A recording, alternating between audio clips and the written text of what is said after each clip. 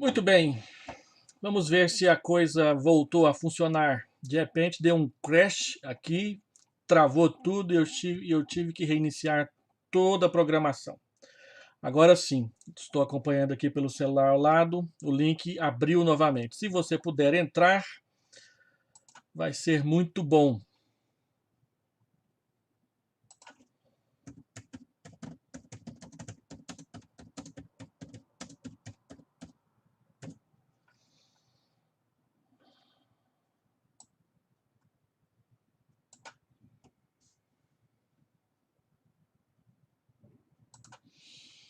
Muito bem, não sei o que aconteceu, mas esse programa, esse aplicativo de Bíblia que eu uso, de vez em quando ele trava e parece que dessa vez ele travou a si mesmo e o programa OBS, que é o que eu uso.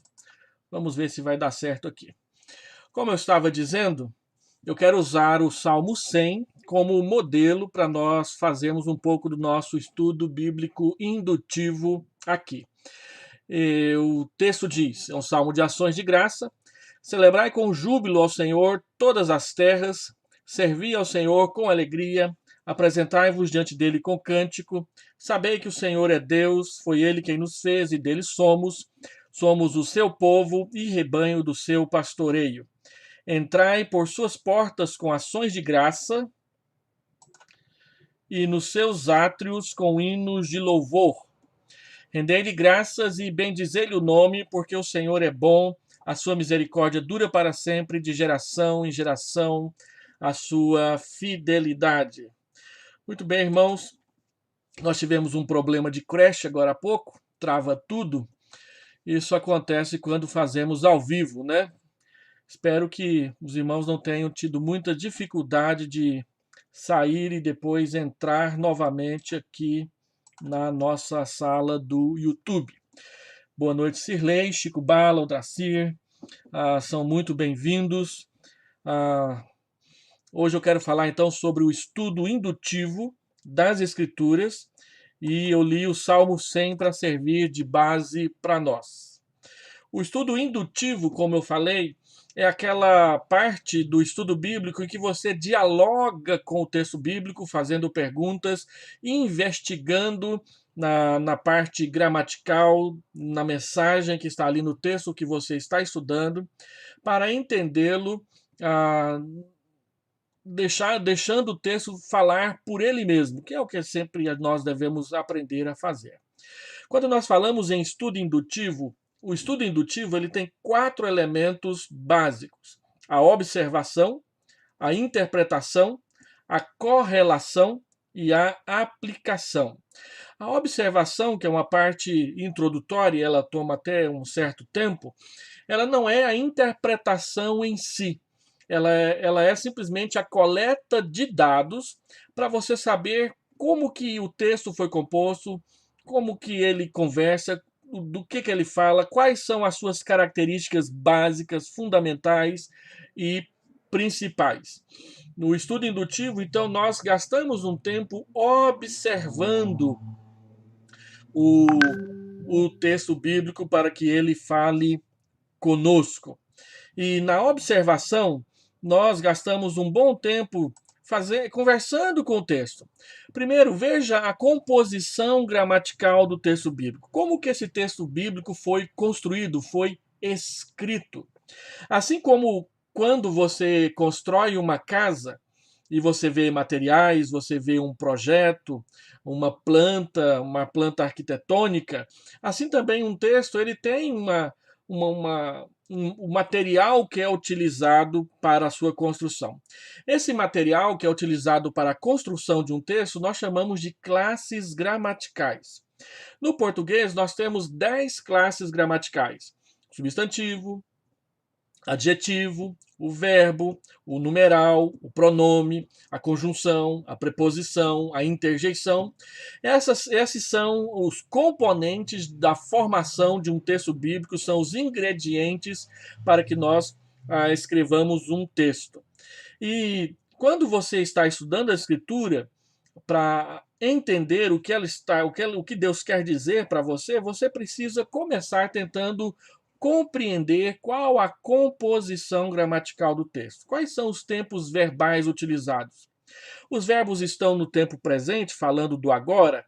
Os verbos estão no tempo passado, falando de um acontecimento que já ocorreu. Os verbos estão falando do futuro, a respeito de algo que vai acontecer ou precisa acontecer. Existe alguma repetição no texto bíblico? Palavras são repetidas? Frases são ditas mais de uma vez? Qual é o uso das preposições? Uma preposição é uma palavrinha que liga outras palavras, né? Ah, como o de, o para, o com, o em e o a. Essas expressõezinhas são palavras que ligam outras palavras. Então, de, fruto do Espírito. O do ali é a preposição de mais ó, que liga a palavra fruto com a palavra espírito. Então, é uma preposição. Uma conjunção é uma palavrinha também que liga frases, como o porquê, o como, o mas, o todavia, o entretanto. São o porquanto. São palavras que ligam uma frase com a outra, mostrando qual que é a relação de uma frase com a outra. Se é uma relação de subordinação, ou seja, a frase que está sendo dita agora, ela complementa a afirmação que foi dita antes, ela esclarece melhor, ela explica, ela conclui, ela mostra o alvo daquilo que está sendo dito. Olhe também se há algum contraste ou alguma comparação no texto que você está estudando. Tudo isso faz parte da observação.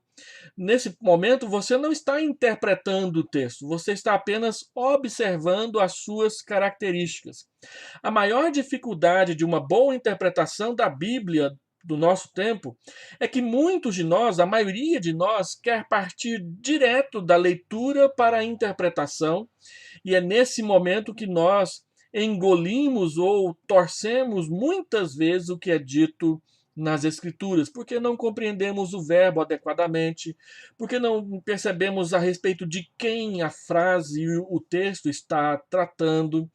E é muito importante nós adquirirmos uma certa intimidade com o texto bíblico, especialmente se você terá a obrigação ou a função de falar sobre ele em alguma reunião, em algum grupo, ou até mesmo explicando para uma pessoa amiga com quem você tem contato. Então, a melhor forma de você dialogar com o texto e colher informações do texto é fazer uso daquilo que nós chamamos de perguntas dialógicas.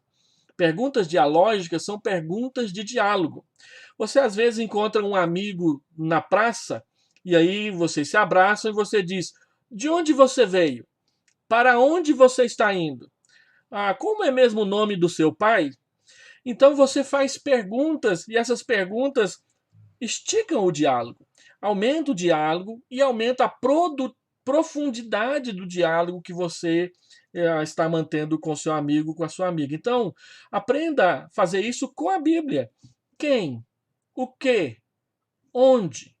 Quando? Como? Por quê? Olha o tanto que isso é interessante no salmo que nós colocamos aqui para nossa leitura. Olhando novamente o salmo, voltando para ele, então ele diz: celebrai com júbilo ao Senhor todas as terras. Converse um pouco com essa frase. Quem deve celebrar? O texto diz: celebrai com júbilo ao Senhor todas as terras. Quem deve celebrar? Todas as terras. Como eu devo celebrar? Celebrai com júbilo. A quem eu devo celebrar? Ou quem eu devo celebrar? Celebrai com júbilo ao Senhor. Então observe que você conversando com o texto, ele fala coisas para vocês. Você pode perguntar também o que é celebrar, né? E qual que é, como deve ser essa celebração? Aí diz que é com júbilo. Agora, olhando o verbo, que tempo que está esse verbo? Que modo que está esse verbo? Ele está no modo imperativo. Celebrai. que é que significa um imperativo? Significa um mandamento, significa uma ordem. Então, celebrar com júbilo ao Senhor não é uma opção, não é simplesmente um desejo meu, mas é um mandamento de Deus para a hora da adoração. Olha, a mesma coisa o versículo 2: servi ao Senhor com alegria, apresentai-vos diante dele com cântico. Ah, a quem devemos servir? Devemos servir ao Senhor. Como devemos servir ao Senhor? Devemos servir ao Senhor com alegria. O que devemos fazer diante do Senhor e para o Senhor? Nós devemos servir. Apresentai-vos diante dele com cântico. Como nós devemos nos apresentar diante de Deus? Cantando. Então você conversa com o texto por meio de perguntas dialógicas. O verso 3, que é o mais comprido, é muito interessante. Sabei que o Senhor é Deus, foi ele quem nos fez e dele somos. Somos o seu povo e rebanho do seu pastoreio. Quem é o Senhor? Primeiro, o Senhor é Deus. Sabei que o Senhor é Deus. Quem é o Senhor? O Senhor é o meu Criador. Foi ele quem nos fez. Então, Deus é o Criador.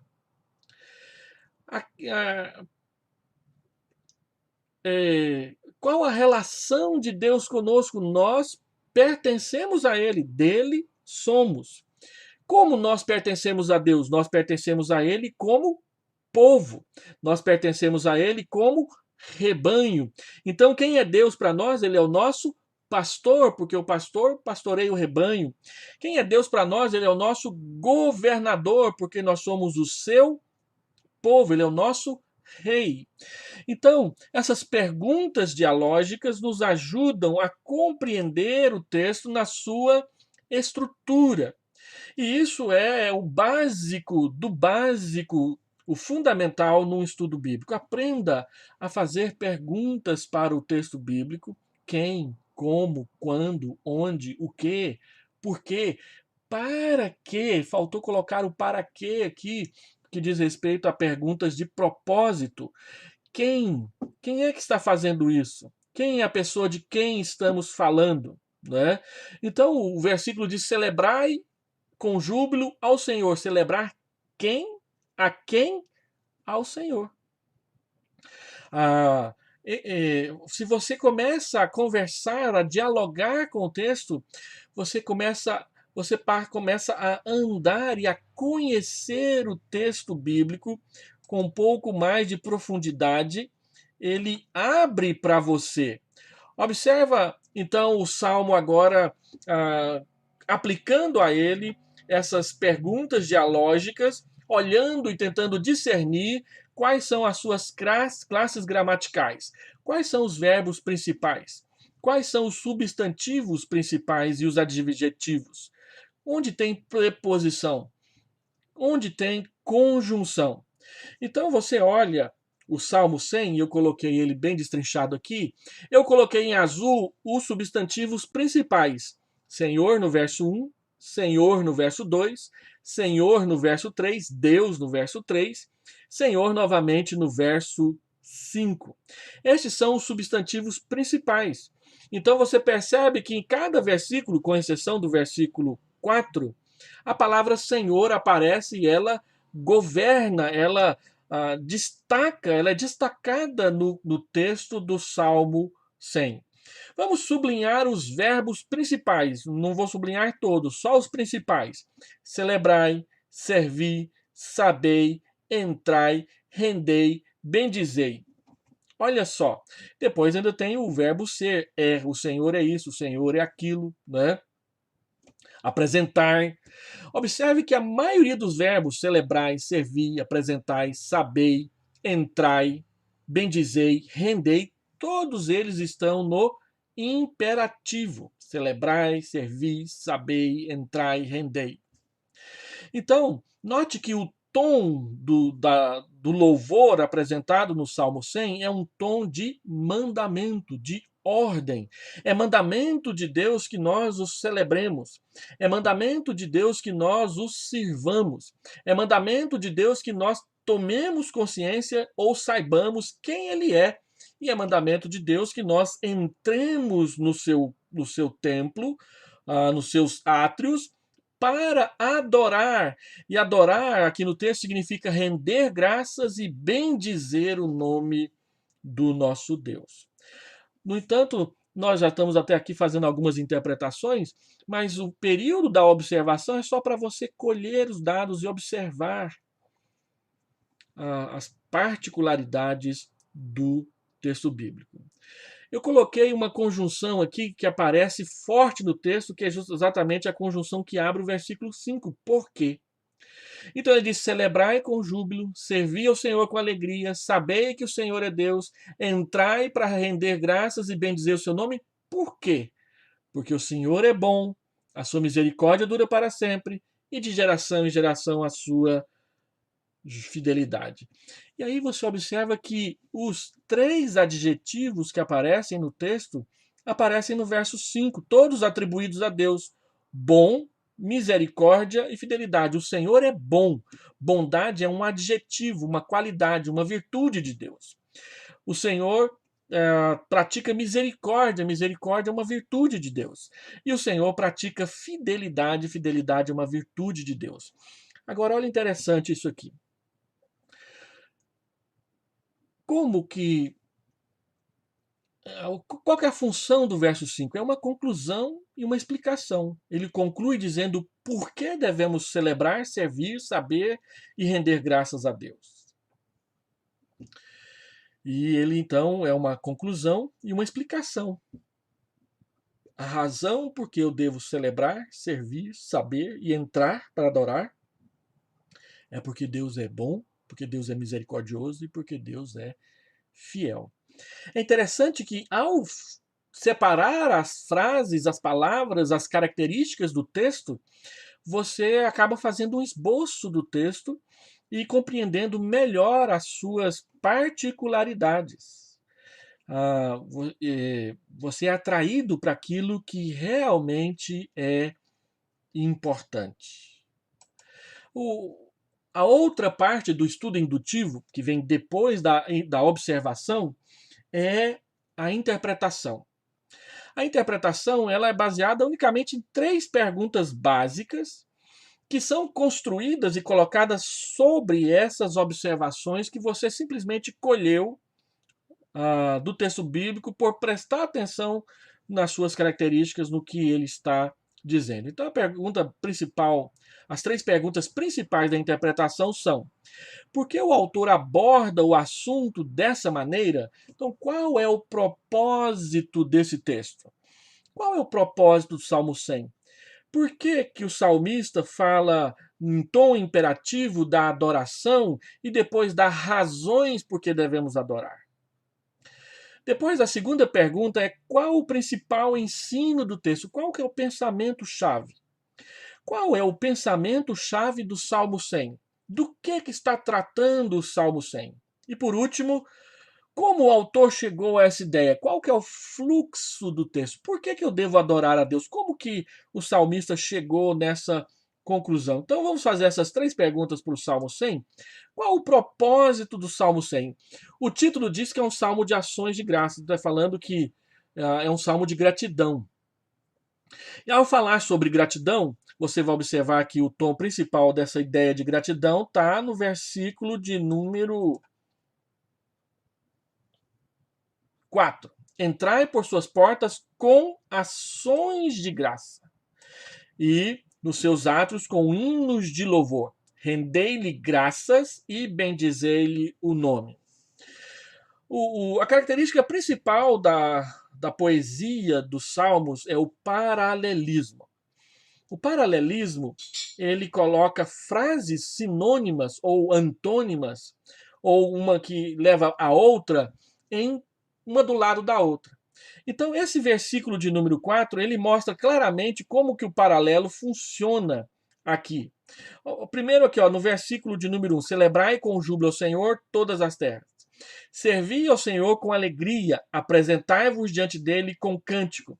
As duas frases do versículo 2, servir com alegria e apresentar-se diante dele com cântico, estão em paralelo. Servir está em paralelo com apresentar-se diante dele. Nós nos apresentamos diante de Deus para servi-lo.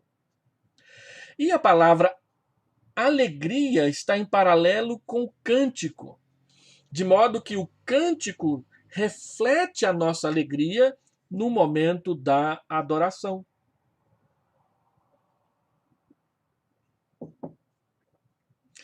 Assim, quando você vai para o Salmo 4, que tem um paralelismo, para o versículo 4, que tem um paralelismo mais complexo, entrai por suas portas com ações de graça e nos seus átrios com hinos de louvor.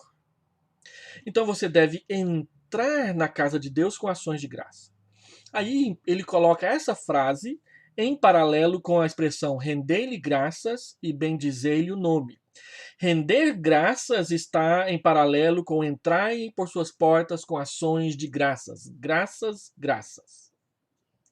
E a expressão bendizei-lhe o nome está em paralelo com a frase e nos seus átrios com hinos de louvor. Louvor, bendizer. Então, o que quer dizer é que uma frase repete a outra, tornando mais fácil o entendimento. Então, o que eu vou fazer ao entrar? O que significa entrar na casa de Deus? Significa apresentar-se diante dele para adoração. E como que é essa história de estar nos seus atos com hinos de louvor? De que tratam esses hinos? Esses hinos tratam de bendizer, de engrandecer, de elogiar o nome de Deus. Então, qual o propósito do Salmo 100? O propósito do Salmo 100 é mostrar como nós devemos nos comportar no momento da adoração ao nome de Deus. E aí vamos voltar lá naquele esboçozinho, naquela observação que eu coloquei para você, a fim de que você possa perceber uma coisa interessante aqui. Observe que cada versículo é praticamente uma frase. E que então nós temos 4 afirmações a respeito de como devemos nos comportar na presença de Deus na hora da adoração e por que devemos nos comportar assim. Então, quando eu vou adorar a Deus, eu posso perguntar assim: o que é adorar a Deus? Ou o que fazer quando eu adoro a Deus? Eu devo celebrar ao Senhor. Eu devo servir ao Senhor. Eu devo estar consciente de quem Deus é. E eu devo entrar na sua presença com gratidão. Olha que interessante. Nós temos 4 afirmações sobre adoração: celebrar ao Senhor, servir ao Senhor, saber quem Deus é e entrar com ações de graça na sua presença. Quando eu ensino homilética no seminário, eu mostro para os irmãos lá que cada uma dessas frases é o que nós chamamos de um argumento. E que comumente as pessoas chamam de divisão do sermão do pastor. A primeira divisão é celebrar ao Senhor. A segunda divisão é servir ao Senhor.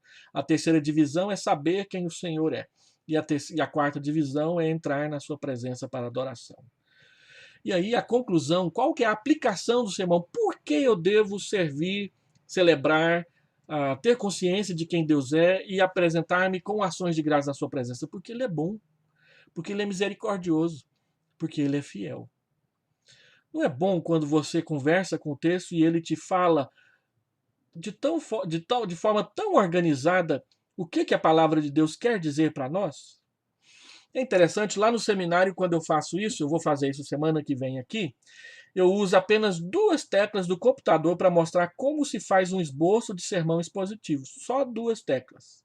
A tecla Enter e a tecla espaço. E se você usar corretamente essas 2 teclas do seu computador, fazendo as perguntas certas para o texto, ele abre o ensino e a revelação de Deus na Escritura para você. E isso me ensina algumas coisas, que o complexo no estudo bíblico não é a estudar a Bíblia em si.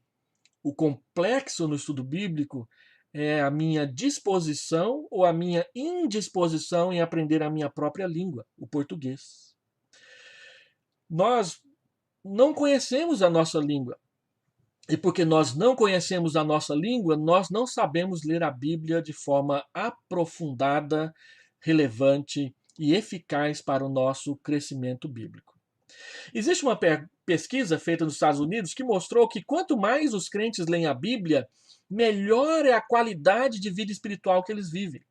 Quanto menos os crentes leem a Bíblia, menor é a qualidade espiritual da sua vida cristã. E não é difícil você identificar quem lê a Bíblia e quem não lê a Bíblia, quem lê a Bíblia com mais profundidade e quem lê a Bíblia com menos profundidade. Nós, muitas vezes, não temos uma disposição adequada de simplesmente gastar um tempo a mais meditando sobre as Escrituras e conhecendo a nossa língua com um pouco mais de profundidade e até nacionalismo para poder conhecer as maravilhas da palavra de Deus para as nossas vidas. Qual o principal ensino do texto? O principal ensino do texto, então, é a gratidão na adoração. Então, como que eu manifesto a minha gratidão na adoração? Celebrando ao Senhor com júbilo, servindo ao Senhor com alegria, sabendo quem o Senhor é para a minha vida. Ele é Criador, Ele é Pastor, Ele é Senhor da minha vida. E entrando na sua casa com ações de graça e com cânticos de louvor. E por que que eu devo fazer isso? Porque Ele é bom, porque Ele é misericordioso, porque Ele é fiel. Viu só que com poucas perguntas, conversando com o Salmo, separando os seus conceitos e ideias básicas, nós começamos a entender melhor o texto das Escrituras Sagradas? Então, qual o propósito, qual o pensamento-chave e qual que é o movimento do texto, aonde que ele quer chegar? Ele quer dizer que nós devemos adorar ao Senhor com gratidão por causa de quem o Senhor é e do que ele faz por nós. Ele é bom, ele é misericordioso, ele é fiel. Por que nós adoramos ao Senhor? Por que você vai ao culto? Você vai ao culto porque Deus é bom para você, porque Deus é misericordioso com você, porque ele é fiel a você. Essas são as nossas principais motivações para a adoração e as nossas principais atitudes no momento da adoração devem ser celebração, serviço, consciência de diante de quem nós estamos e gratidão. E eu não preciso inventar isso. O próprio Salmo diz: celebrai com júbilo ao Senhor. Servi ao Senhor com alegria. Sabei que o Senhor é Deus e rendei graças, bendizei o seu nome. Por quê? Porque o Senhor é bom, ele é misericordioso, ele é fiel. Andando um pouquinho mais, então, observação, interpretação, correlação.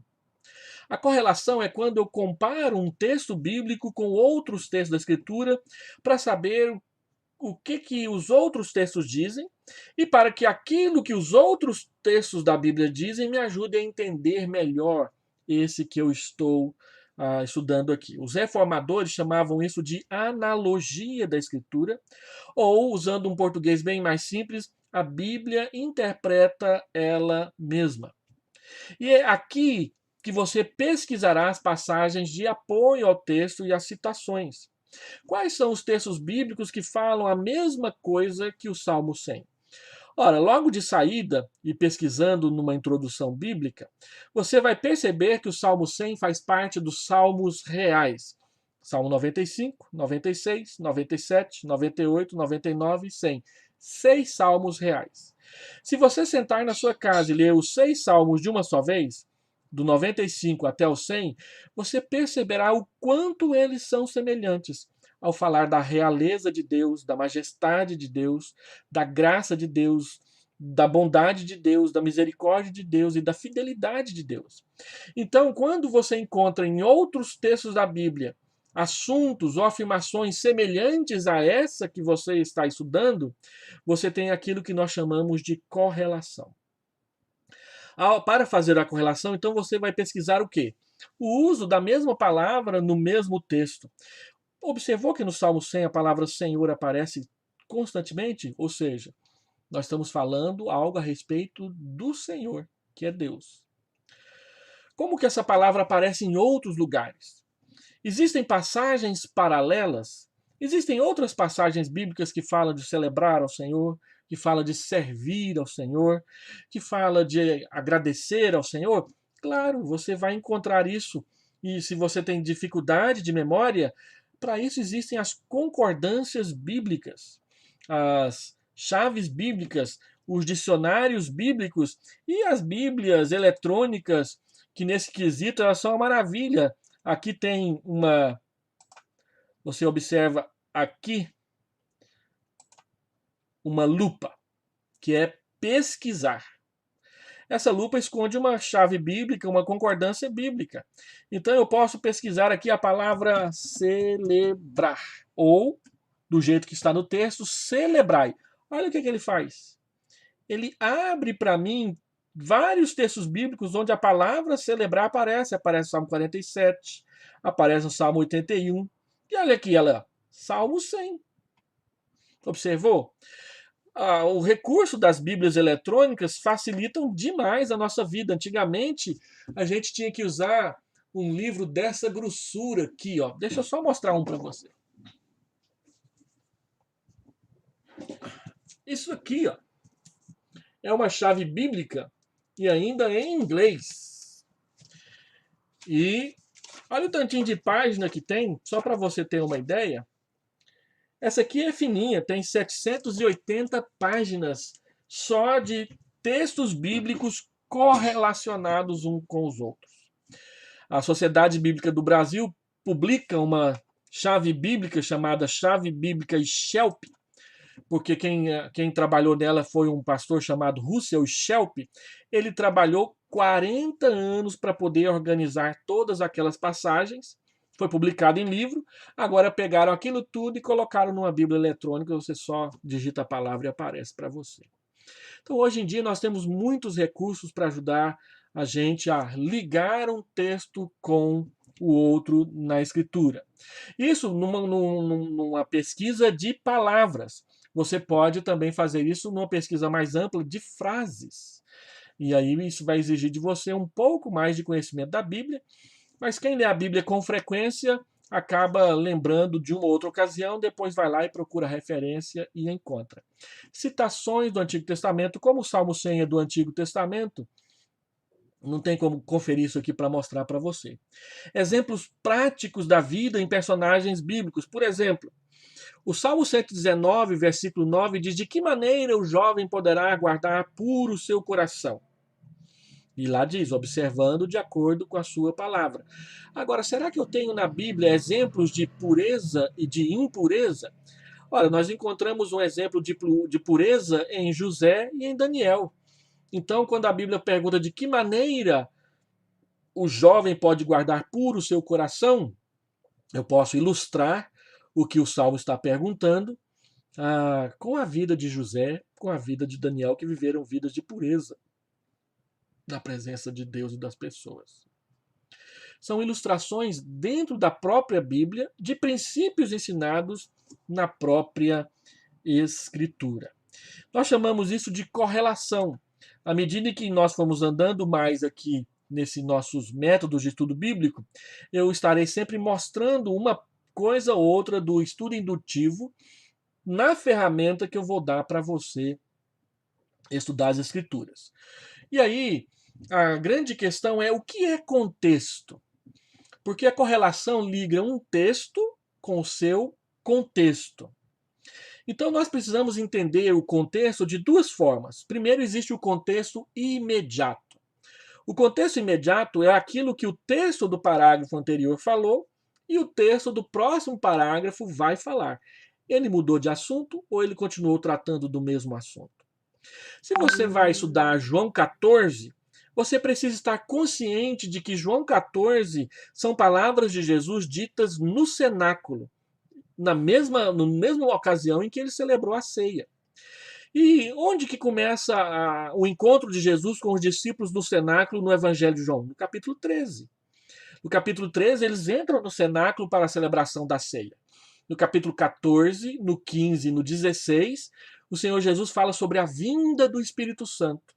E no capítulo 17, ainda no cenáculo, ele faz aquele texto que nós conhecemos como a oração sacerdotal de Cristo. Então, isso é contexto, contexto imediato.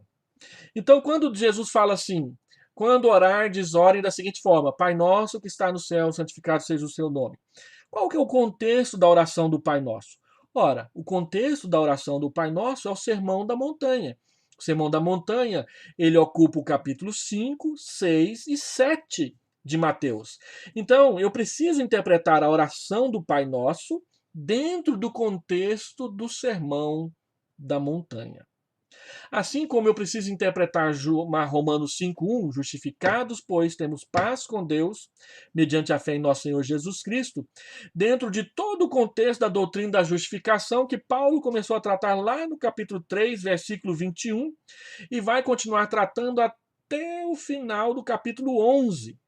E aí ele trata de um monte de coisa que nós precisamos conhecer com um pouco mais de profundidade. Mas também tem o contexto remoto. O contexto remoto, ele não trata do que está falando no texto a seguir e no texto anterior, mas ele tem várias categorias. Por exemplo, o que é que Paulo fala sobre a ceia? Então nós vamos estudar todos os escritos de Paulo para ver o que é que ele fala sobre a ceia. O que é que João fala sobre verdade? E aí você vai perceber que no Evangelho de João, nas cartas de João e no Apocalipse, verdade significa duas coisas. A verdade é Jesus. Olha só, eu sou o caminho e a verdade e a vida. João 14:6. Ou João 8:32, e conhecereis a verdade, e a verdade vos libertará. Aí você lê o versículo 33, você lê o versículo 34, você lê o versículo 35, e no versículo 36 o Senhor Jesus diz: se o Filho vos libertar, verdadeiramente sereis livres. Quem é a verdade? A verdade é o Filho. Mas a verdade é também o Evangelho, a palavra de Deus. João 17:17. Santifica-os na verdade, a tua palavra é a verdade. Então, no Evangelho de João, você percebe que, quando ele fala sobre verdade, ele está falando de Jesus. E ele está falando do Evangelho, da Bíblia, da palavra de Deus. Aí você vai lá em 1 João e fala assim: não tenho maior alegria do que esta. 3 João, versículo 3 e 4. Não tenho maior alegria do que esta, a de ouvir que os meus filhos andam na verdade. Que verdade? Seguir Jesus, obedecer o Evangelho, a palavra. É isso que nós chamamos de correlação e contexto.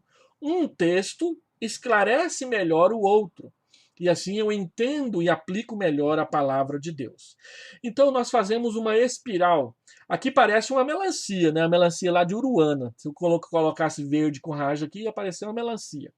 Mas isso aqui está mais ou menos nesse plano, né? Assim. A forma correta de olhar para isso aqui é olhar assim. E aí parece um redemoinho, uma espiral. Se eu virasse essa melancia assim, você veria uma espiral. E lá embaixo, na base, está o texto. Então nós temos o texto, depois o contexto imediato, o contexto do autor, o contexto da Bíblia toda, que chamamos de contexto sistemático, e também o contexto histórico e o contexto cultural e geográfico daquilo que está acontecendo ali ao redor. E à medida em que você vai estudando um texto bíblico, especialmente se você vai ensiná-lo, é importante você conhecer esses graus de contexto. Por exemplo, a crucificação, as frases que Jesus disse na cruz. Por que nós sabemos que são 7? Porque o texto diz que Jesus disse aquelas frases quando ele estava crucificado. Então, isso é um contexto, tá certo? A Bíblia fala que Jesus curou aquele paralítico no tanque de Betesda na época de uma festa que estava acontecendo em Jerusalém. Deixar como tarefa para você. Procure lá em João 5, que festa é essa?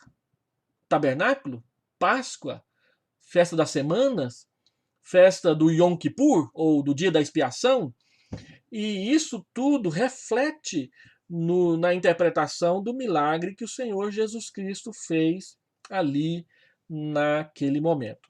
Um versículo que é muito citado, que é aquele sede firmes, abundantes, sempre presentes na obra do Senhor, sabendo que no Senhor o vosso trabalho não é vão. 1 Coríntios 15, 58. Qual que é o contexto de 1 Coríntios 15? Você que já leu sabe, é o contexto da doutrina da ressurreição. Então, ser firme, abundante, sempre presente na obra do Senhor, sabendo que o nosso trabalho não é vão, só tem sentido se eu souber que o que me motiva a trabalhar firmemente na obra é a esperança da ressurreição do meu corpo. Olha como o texto ganha força, ganha fundamento, ganha base, ganha substância. Eu posso trabalhar firmemente na igreja porque a minha esperança da ressurreição é baseada num fato que aconteceu veridicamente, que é a ressurreição de Jesus. Tudo isso tem a ver com contexto. E a última fase do estudo indutivo é a aplicação. Então, quando você lê um texto bíblico, você pode encontrar inúmeras aplicações, mas quais são as principais? E se você está preparando um estudo para dar aula na sua classe escola dominical, ou para falar num pequeno grupo, ou para simplesmente compartilhar a escritura com um amigo, com uma amiga, como que eu faço aplicações de um texto bíblico? Primeiro, seja seletivo. Podem haver várias aplicações, mas qual é a mais apropriada para o momento ao qual eu estou falando ou com quem eu estou falando? Seja específico. Ah, às vezes nós lemos um texto e falamos assim, eu preciso pedir perdão. Mas eu preciso pedir perdão pelo quê? Né? É muito mais específico você falar assim, eu preciso pedir perdão ao meu filho, porque eu ignorei a sua pergunta na hora do almoço, quando eu estava conversando com a minha amiga ao telefone. Então o perdão ele ganha uma roupa muito mais prática. Em que situação que eu tenho que pedir perdão? Eu tenho que pedir perdão só para Deus? Ou eu preciso pedir perdão para alguém que eu ofendi, que eu maltratei, que eu não dei a devida atenção hoje ou naquele momento? E seja pessoal. Aplique primeiro para mim, para eu, e depois para você, para os outros, e por último para nós. Às vezes nós escondemos a nossa ineficiência em aplicar os mandamentos bíblicos de trás da palavra nós. Nós achamos que é um ensinamento para todo mundo, então eu me escondo no meio da multidão para que ninguém veja se eu estou ou não estou fazendo. Não. Eu e você estamos obedecendo a este mandamento bíblico de celebrar ao Senhor com júbilo, de servir ao Senhor com alegria, de saber quem Deus é. Eu sei quem Deus é.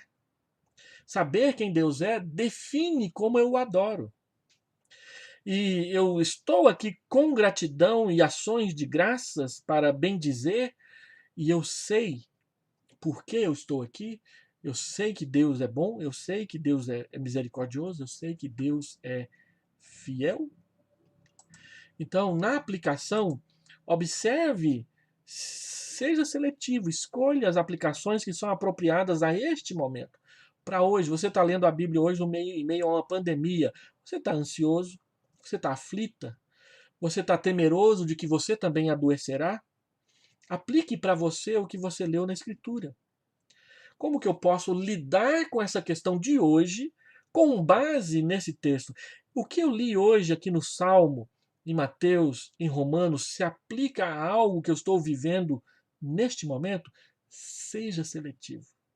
Seja específico.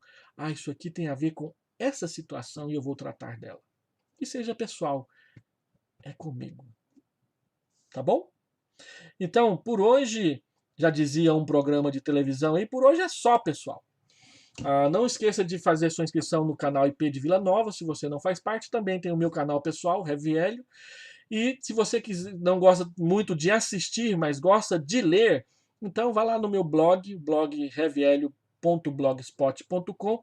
Tem muitas pastorais, tem vários vídeos também, especialmente nesse ano e desse período de pandemia eu tenho publicado bastante vídeo, mas tem muito texto e você pode pesquisar por palavras dependendo do que você está procurando. Eu quero desejar a todos uma boa noite, que a bondosa graça de Deus esteja com você.